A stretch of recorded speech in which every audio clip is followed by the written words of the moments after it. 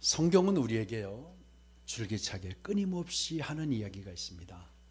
뭐냐면 우리가 어떻게 살아야 하는가, 우리가 어떻게 사는 것이 하나님의 영광인가를 성경은 줄기차게 우리에게 이야기하고 있어요. 우리가 잘 이해하지 못하고 또 잘 알지 못할까, 그래서 하나님께서는 여러 사람의 삶을 성경에 그대로 기록해 놓으셨어요. 그리고 이렇게 살아라 라고 우리에게 끊임없이 말씀해 주고 계시죠. 여러분, 그 성경에서 말하는 이야기들을 여러분 다 듣고 계세요? 어떠세요? 다 들으세요? 근데 그게 남의 이야기만 같습니까? 하나님은 우리에게 끊임없이 오늘도 우리가 어떻게 살아야 하는가, 도대체 우리가 어떻게 살아야 할까 고민하는 우리에게 어떻게 살아야 하는지를 분명하게 제시하고 계세요. 그래서 성경에 여러 삶이 있어요. 그래서 오늘은 하나님께서 오늘 본문을 통해서 두 사람의 극명한 대조를 통해서 삶이 어떻게 되는가, 어떻게 살아야 하는가, 또 그렇게 살았더니 어떤 결과를 가져왔는가, 이것들을 보여주는 오늘 본문의 말씀입니다. 우리가 지난주에 우리 명절이었지만 우리 예배를 드리면서 베드로의 뒷모습이 어떠했는가를 묵상했습니다. 기억나실지 모르겠어요. 하나님께서 한밤중에 베드로를 정말 신비로운 방법으로 철통 같은 감옥에서 구출해 내셨죠. 그리고 베드로는 곧장 믿음의 형제들이 있는 마가라 하는 요한의 어머니 마리아의 집으로 향했다. 그리고 기도하고 있던 믿음의 형제들에게 자신이 어떻게 풀려났는지를 이야기하고, 마침 그때 그 자리에 없었던 야고보와 다른 믿음의 형제들에게도 꼭 전해달라고 하고 다른 곳으로, 그것을 떠나 다른 곳으로 갔다라고 성경이 밝히고 있습니다. 기억나세요? 다른 곳으로 갔다. 사도행전 12장 17절에 베드로가 보면요, 다른 곳으로 이 말을 전하라 하고 떠나 다른 곳으로 가니라 이렇게 밝혔던 이 단어의 의미가 무엇인지를 우리는 지난 시간 같이 나누었습니다. 그래서 다른 곳으로 가니라, 이 다른 곳으로란 말은 원어에 보면 특별한 다른 집단, 또 다른 이웃이라는 의미라고 했습니다. 베드로의 모습은 이제 이것으로 행전에서 사라집니다. 바로 베드로가 다른 곳으로 떠나 다른 곳으로 가니라라고 하면서 이제 베드로의 흔적이 사라지는데, 이 말의 의미가 베드로가 예전의 삶으로 돌아갔다거나 도망자로 살았다거나 하는 의미가 결코 아니었다라는 사실을 우리는 지난주에 함께 나누었습니다. 제자들의 사역, 제자들의 복음 사역은 두 가지 형태로 나누어졌어요. 하나는 히브리파 유대인들, 소위 말하는 이스라엘 유대인들을 향해서 복음을 전하는 사역, 그리고 또 하나는 헬라파 유대인, 그러니까 이스라엘 지역에도 있지만 이 주변 나라에 있었던 헬라파 유대인들을 향한 복음을 전하는, 이렇게 나누어졌는데, 대부분의 제자들은요 헬라파 유대인들을 향해서 복음을 전했습니다. 그런데 하나님께서 특별히 이방을 위해서, 그리고 그 헬라파 유대인들과 이방을 위해서 불렀던 사도 바울을 통해서 바로 헬라파 유대인들과 이방을 구원하셨습니다. 그래서 사도행전 13장부터는 이 바울 사도의 바울 사역을 이제 초점을 맞춥니다. 이것은요, 베드로가 다른 곳으로 갔다는 것으로 성경은 히브리파 유대인들을 향한 사역에 대한 설명을 대신하고 마칩니다. 이야기는 무슨 의미라고요? 그들이 베드로가 히브리파 유대인들을 향해서 복음으로 달려갔다, 충분히 이것으로 베드로의 행적을 더 이상 설명할 필요가 없다라는 것이었어요. 베드로가 도망자로 산 것도 아니고, 왜 그러냐, 베드로가 참수형을 당하기 전날 밤에 그가 감옥에 있었을 때 여러분 아시죠? 정말 베드로는 흔들리지 않고 믿음으로 담대하게 마지막까지 증인의 삶을 살려고 정말 편안하게 잠을 자고 생을 마감하려고 했던 사람이에요. 온전히 자신을 주님께 맡긴 사람이 베드로였다. 그래서 그 베드로가 다른 곳으로 간 것은 히브리파 유대인들을 향해서 복음을 전하러 가는데 그가 어떻게 되었을지 성경에서 더 이상 설명할 필요가 없다라는 의미였다고 했어요. 그의 삶은 하나님이 기대하시는 만큼 그렇게 살아갔다라는 겁니다. 베드로는 누구도 경험하지 못한 신비로운 하나님의 은혜를 체험했어요. 그렇죠? 도무지 설명할 수 없는 주님의 특별한 섭리였어요. 그것은 베드로가 철통 같은 감옥에서 풀려났고, 자 이제 그 다음 날 어떻게 되었을까요? 그 다음 날 이 사실을 알게 된 헤롯이 어떻게 했을까요? 베드로를 지키던 군사들을 모조리 신문하고 죽여버립니다. 당연한 거 아니겠어요? 자, 우리 18절 19절을 같이 한번 다시 보실까요? 우리 17절부터 다시 보겠습니다. 17절부터 같이 읽습니다. 베드로가 그들에게 손짓하여 조용하게 하고 주께서 자기를 이끌어 옥에서 나오게 하던 일을 말하고 또 야고보와 형제들에게 이 말을 전하라 하고 떠나 다른 곳으로 가니라. 18절 날이 새매 군인들은 베드로가 어떻게 되었는지 알지 못하여 적지 않게 소동하니 헤롯이 그를 찾아도 보지 못하매 파수꾼들을 신문하고 죽이라 명하니라. 헤롯이 유대를 떠나 가이사라로 내려가서 머무니라. 아멘. 19절을 그대로 띄워놔 주세요. 감옥을 샅샅이 뒤졌어요. 그렇지만 베드로는 어디에도 보이지 않았고, 그렇다고 해서 베드로를 누가 탈출을 도와서 했다는 흔적도 보이지 않았어요. 정말 그를 지키던 군사들은 정말로 혼미백산했죠. 헤롯이 그들을 끌어와 신문을 합니다. 그리고 그들을 죽여버렸습니다. 자, 베드로가 구원받은 이후에 형제들에게 갔다가 마리아의 집에 갔다가 다른 곳으로 복음을 전하러 갈 때 자기를 지키던 군사들이 어떻게 될까를 몰랐을까요? 그럼 여러분은 내가 구출을 받았기 때문에 그들이 죽을 것 같다 해서 베드로가 돌아가야 마땅했을까요? 어땠을까요? 베드로가 자신이 구출된 이후에 이 군사들이 어떻게 될지를 모르지 않았습니다. 왜?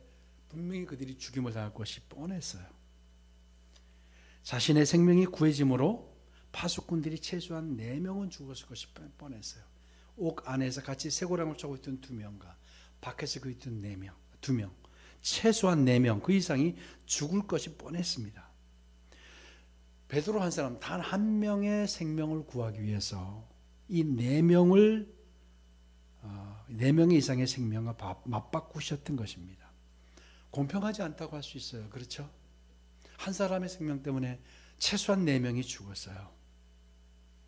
그런데 이 놀라운 사실을 알게 된 베드로는 그것이 무엇을 의미하는지를 정확히 알았습니다. 군사들은 주어진 임무에 최선을 다했던 자들일 뿐이에요. 그런데 하나님께서 자신을 구출하기 여러 사람이 죽어야 한다는 일을 이루셨어요. 이게 하나님이 하신 일이, 하나님이 섭리 가운데 되어진 일이었어요.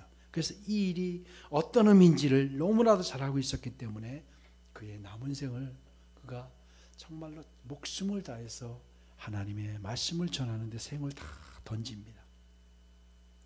그래서 베드로는 어떤 시련에서도 하나님의 능력을 힘입어 담대하고 흔들림 없는 믿음으로 주님을 위해 충성스러운 남은 인생을 오직 주님 앞에, 주님 안에서 하나님의 뜻을 쫓아 살게 되었던 겁니다. 자신이 구함으로 병사들이 죽어가는 사실을 너무나도 잘 알고 있었던 베드로. 근데 그것이 무엇을 의미하는지를 너무 잘 알고 있었어요. 그래서 베드로는 하나님의 은혜와 섭리를 깨닫고 엄중한 마음으로 히브리파 유대인들을 향해 나아갔다고 성경이 밝히고 있는 거예요. 그가 다른 곳으로 가니라. 베드로가 의문의 여지 없이 하나님의 뜻으로 나아갔기에 성경은 그의 행적에 대해서 언급할 필요가 없었던 겁니다. 그래서 그 이후에 13장부터는 바울의 사역으로 사도행전의 시선이 옮겨지게 되었던 겁니다. 그래서 오늘 우리가 특별히 주목하고 싶은 게 있습니다. 이제 성경이 베드로의 삶은 더 이상 언급할 필요가 없다라는 모습과 대조적으로요, 그를 죽이려 했던 헤롯의 삶이 어떠했을까를 보여주고 있어요. 헤롯의 삶은 어떻게 됐을까? 베드로는 그렇게 하나님 복음을 위해서 생을 다 던지기 위해서 떠나갔는데 헤롯은 어떻게 됐을까? 베드로는 자신이 무엇을 해야 할지를 정확히 알았고 부르심을 따라 다른 곳으로 갔죠. 근데 헤롯이 어떻게 했죠?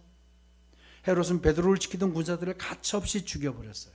아무 일 없다는 듯이 죽여버리고는 가이사라로 내려갔다라고 성경이 이야기해요. 자, 여러분 생각해 봅시다. 헤롯이 뭐 그렇게 중요한 인물입니까? 성경 전체로 봤을 때. 그런데 헤롯의 이야기를 왜 성경이 이야기했을까 생각해 봤어요. 자, 베드로의 이 중요한 얘기, 베드로의 삶은 우리에게 중요한 얘기예요. 그렇죠?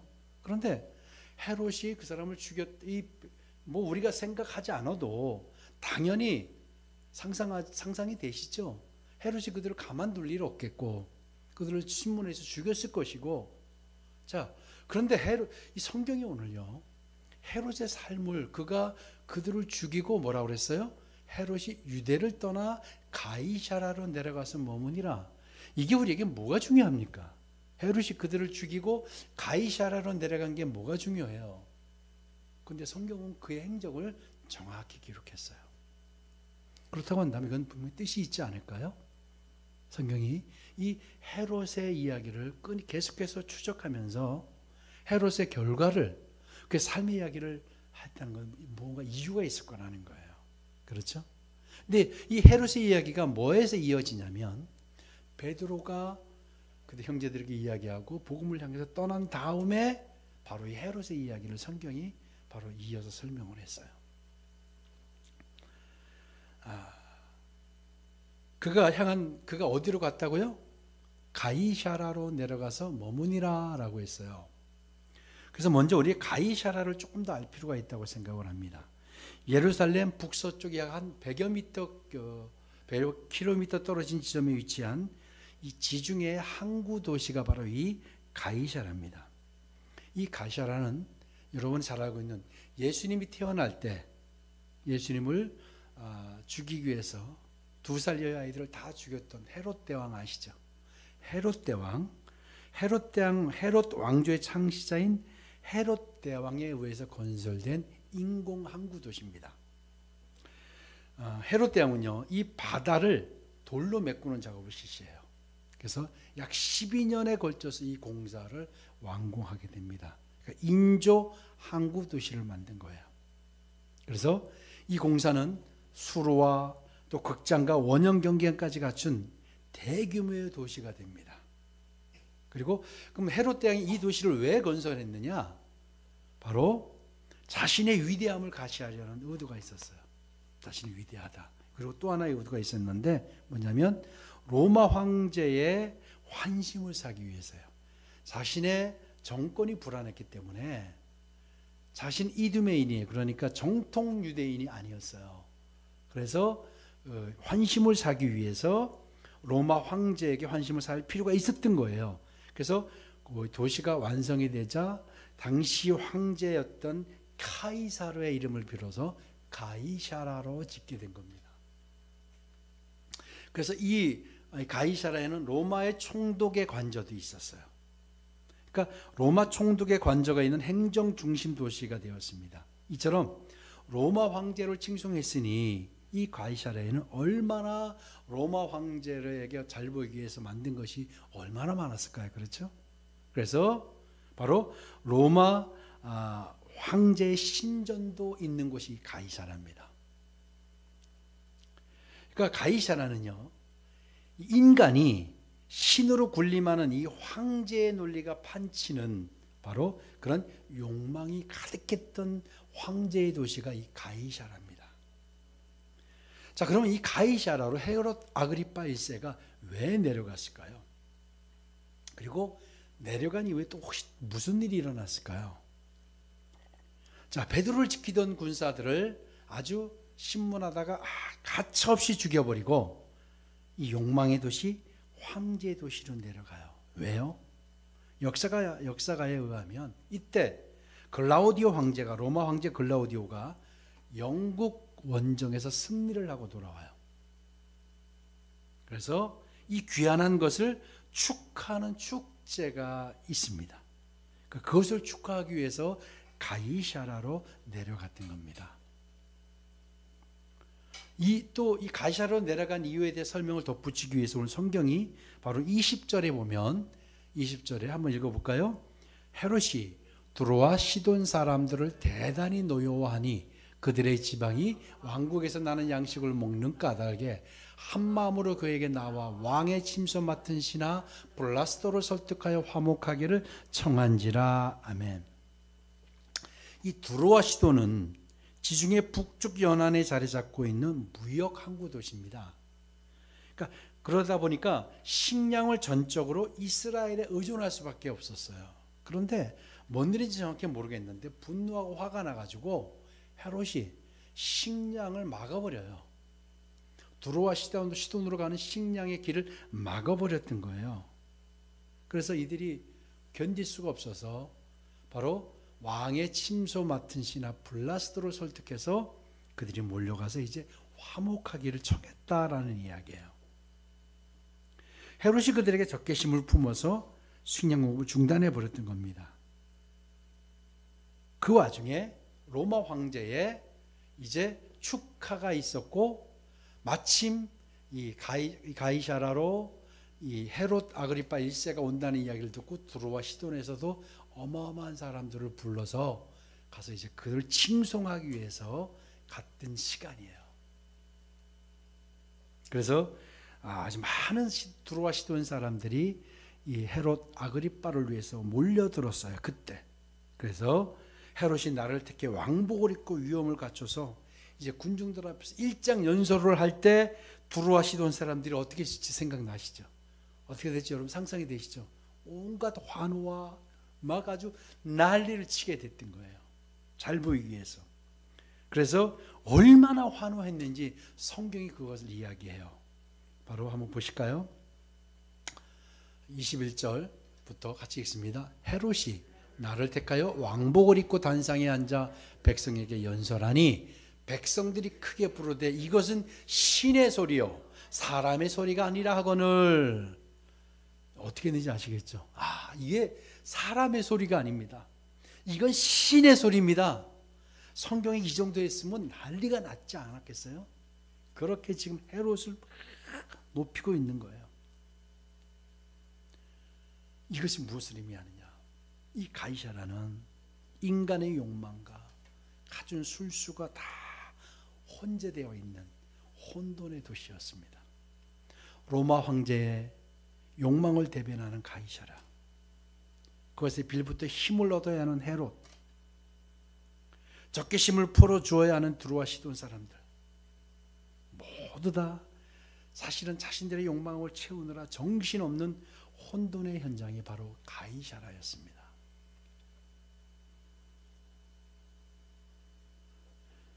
반면에 자신을 하나님께서 구원하신 이후 4명의 사람을, 최소한 4명의 군사들을 죽이면서까지 자신을 구하셨던 하나님의 뜻이 무엇인지를 알고 욕망하고는 전혀 다르게 복음을 향해서 달려갔던 베드로를 비춰준 다음에 카메라의 앵글이 이 욕망의 환락의 도시, 욕망의 도시를 이제 비춰준 거예요. 거기에 이 가이사라의 헤롯이 이제 갔다는 겁니다. 그렇다면 환락과 욕망과 칭송으로 물들었던 가이사라로 내려간 헤롯의 결말이 어떠했나요? 성경은 오늘 정확히 그 이야기까지 합니다. 헤롯은 자신을 하나님이라 칭송하는 그들의 환호를 찬송을 이제는 아주 당연한 듯 즐기고 있습니다. 바로 자신이 며칠 전 야고보를 참소했고 또 베드로를 죽이려다 못 죽여서 군사들을 아무 일 없듯이 그냥 끔찍하게 참소해버리고는 그 사람이 와서 이제는 자신이 하나님이라고 그들 앞에서 그러고 있어요. 헤롯에게 사실 하나님은 안중에도 없었던 겁니다. 하나님이 되어버렸어요. 그 결과가 어떻게 되었나요? 너무도 비참한 최후를 맞습니다. 23절을 보실까요? 같이 읽습니다. 헤롯이 영광을 하나님께 돌리지 아니하므로 주의 사자가 곧 친히 벌레에게 먹혀 죽으니라. 아멘. 헤롯이 사는 이유, 헤롯이 존재한 이유가 뭔지를 우리는 이제 알게 돼요. 영광을 하나님께 돌려야 될 의무가 있었던 사람이에요. 그런데 그러지 않았어요. 여러분, 우리가 존재하는 이유가 뭐냐면 하나님께 영광을 돌려야 되는 겁니다. 아멘. 하나님께서 우리를 선택하신 이유, 우리를 택하신 이유가 하나님께 영광을 돌리라고 하는 거예요. 그런데 자신이 왕이 됐어요. 자신이 하나님이 됐어요. 이 욕망의 도시는 이 가이사라는 그런 도시예요. 그래서 결국은 하나님이 쳤는데 벌레에게 먹혀 죽으니라. 하나님은 이 헤롯의 모습을 그냥 두고 보실 수 없으셨어요. 그래서 사람들이 보는 앞에서 처참하게 죽임을 당합니다. 벌레의 목회라는 단어가 무슨 의미냐면 감염됐다라는 거예요. 아마 급성 세균 감염으로 그가 아마 죽었던 것 같습니다. 갑자기 벌레가 달려들어서가 아니라 급성 세균 감염으로 아마 죽었던 것 같습니다. 우리는 정말 이 말씀에서 왜 하나님께서 이 헤롯의 이 짧은 이 성경의 짧은 것을 할애하면서까지 이야기를 했을까? 욕망의 대명사였던 로마 황제, 그 이름을 딴 도시 가이사랴, 그리고 자신을 하나님이라 생각했던, 하나님께 영광을 돌리지 않고 자신이 하나님이라 생각했던 이 헤롯의 결말이 어떻게 되었는가를 보여주기 위한 것입니다. 온갖 암투와 욕망이 결합되어 자신들이 죽어가는지조차도 모른 채 흥분으로 살아갔던 사람들, 아무렇지도 않게 사람을 죽여버리고 다른 사람을 축하러 가고, 그리고 자신이 신이라고 생각하고 결국 비참한 죽을 뿐이라는 거예요. 성경은 이렇게 분명하게 이야기해요. 베드로의 삶을 조망하고 했고, 그리고 굳이 왜 헤롯의 이야기를 했을까를 저는 이제는 알게 되었어요. 자신을 위해 하나님의 영광이 아니라 자신을 위해서 사는 인생이 어떻게 되는가를 정확히 보여주셨어요. 아멘. 한 사람은 자신이 주님의 신비로운 은혜를 한 몸에 체험하고 복음을 위해 달려갔지만, 다른 한 사람은 바로 자신을 위해 살다가 처참한 죽음으로 생을 마감했습니다. 헤롯은 인생의 목적과 최대 관심사는 오직 자신의 왕권과 권력이었고요, 자신의 욕망뿐이었어요. 이렇게 살면 최후의 결과가 이렇게 된다는 걸 성경이 말하고 있는 거예요. 근데 이걸 누구 들으라고 한 얘기일까요? 누구 들으라고 이것을 기록했을까요? 바로 나입니다. 정확히 우리에게 하나님께서 말씀하신 거예요. 자기 욕망에 눈먼 사람, 자신이 어떤 위치에 있는지조차 분간하지 못했던 삶은 결국 벌레의 밥이 되어서 비참하고 허무한 모습으로 생을 마감했던 사실을 사도행전 12장이 우리에게 이야기하고 있습니다. 그러면서 우리가 어떤 길을 가야 되는가, 성도들이 가야 할 길이 어떤가를 선택하라는 거예요. 그리고 결과가 어떤가를 알라는 거예요. 베드로의 삶 17절에 그리고 18절부터 이어지는 헤롯의 이야기. 가이사라는요, 하나님의 말씀과는 무관한 도시였어요. 그렇죠? 가이사라는 하나님의 말씀으로 세워진 도시가 아니에요. 오로지 사람을 위해서, 자신의 위대함을, 로마 황제를 칭송하기 위해서, 정치적 야욕을 위해서, 그것을 얻어내기 위해서 만들어진 하나님의 말씀과는 전혀 무관한 도시라는 사실을 하나님께서 말씀하고 계세요. 다시 말하면 이 가이사라는 말씀을 외면한 도시입니다. 욕망의 눈이 먼 욕망의 도시예요. 헤롯의 죽음이 하나님의 말씀과 무관하지 않았다는 거예요. 여러분, 성경이 뭐라고 결론을 내리냐면 헤롯의 죽음은 하나님의 말씀과 무관하지 않았다는 것을 밝혀요. 24절을 한번 보실까요? 자, 헤롯이 죽은 이후에 24절을 뭐라고 하는지 성경이 시작. 하나님의 말씀은 흥왕하여 더하더라. 아멘.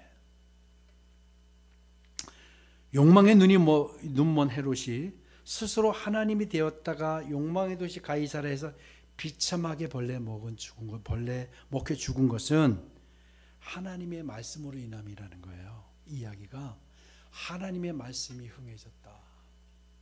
하나님의 말씀으로 인함이라는 거예요. 그래서 갈라디아서 6장 7절 8절이 우리에게 이렇게 이야기합니다. 여러분 잘 들으셔야 됩니다. 갈라디아서 6장 7절 8절 한번 보실까요? 시작. 스스로 속이지 말라. 하나님은 업신여김을 받지 아니하시나니 사람이 무엇으로 심든지 그대로 거두리라. 자기의 육체를 위하여 심는 자는 육체로부터 썩어질 것을 거두고 성령을 위하여 심는 자는 성령으로부터 영생을 거두리라. 아멘. 여러분 뭐라고 성경 이야기해요? 자기의 육체를 위하여 심는 자가 어떻게 된다고요? 육체로부터 썩어질 것을 거둔다는 걸 정확히 보여줘요. 하나님의 말씀이 흥황한 거예요. 하나님의 말씀이 그대로 이루어진 거예요. 다시 이야기하면 가이사라는 헤롯은 하나님의 말씀과 무관하게 살았다는 거예요. 근데 뭐라고 합니까? 성령을 위하여 심는 자는 성령으로부터 영생을 거두리라. 아멘. 여러분 우리가 어떤 삶을 살아야 될까요? 성경은 우리에게 분명하게 제시하고 있잖아요. 오늘도 우리에게 말씀하시는 거예요. 헤롯과 같은 삶을 살 거냐, 베드로와 같은 삶을 살 거냐예요. 베드로는 누구에도 칭송받지 못했지만, 누가 알아주지 않았지만 하나님을 붙들고 묵묵히 담대하게 요동 없이 복음을 향해 달려갔고, 자신을 드러내고 욕망을 채우고자 달려갔던 가이사라를 정확히 보여주셨잖아요. 어떻게 해요? 벌레에 먹혀 죽게 되었다. 정말로 허무하고 비참한 인생을 산 거예요. 사람들이 눈에 보기에는 얼마나 왕이 화려합니까? 화려한 도시가 이게 말씀과는 무관하다 했다는 거예요. 이 가이사라의 이 모든 것들이 하나님의 말씀과는 무관했다라는 거예요. 하나님의 말씀을 외면한 도시였다라는 거예요. 어떻게 살 거냐? 여러분 우리에게도 오늘 말씀하고 계세요. 욕망을 위해서 내가 살아갈 거냐? 우리가 사는 이유가 뭐라고 그랬어요? 바로 오늘 본문을 통해서 말하고 있죠. 23절 다시 볼까요?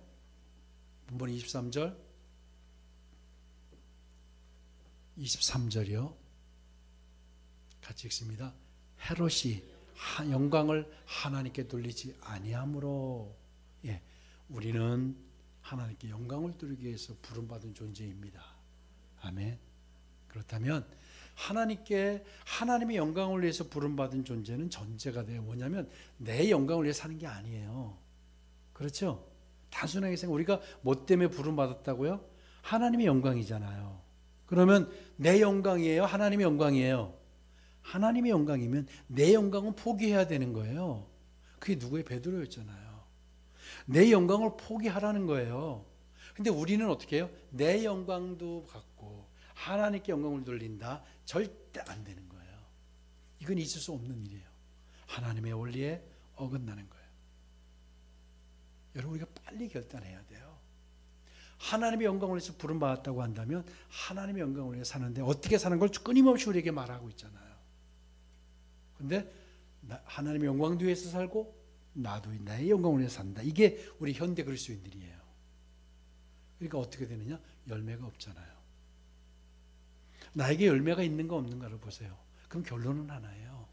나에게 정말 성령의 열매가 없다면 내 영광을 위해서 사는 거예요. 자, 정확히 진단해야 됩니다. 내 영광을 위해서 아니라고 아무리 주장해도, 내가 아무리 믿음 있는 척 해도 내 영광을 위해서 사는 거예요. 근데 그런 사람들의 삶의 결론이 어떻게 된다? 헤롯을 이야기하고 있잖아요. 그래서 헤롯이 뭘이 중요하다고 성경이 이 6, 7절에 할애해가지고 이야기를 했을까요? 너무 중요했기 때문에. 그 삶이. 이렇게 살면 안 된다는 거예요.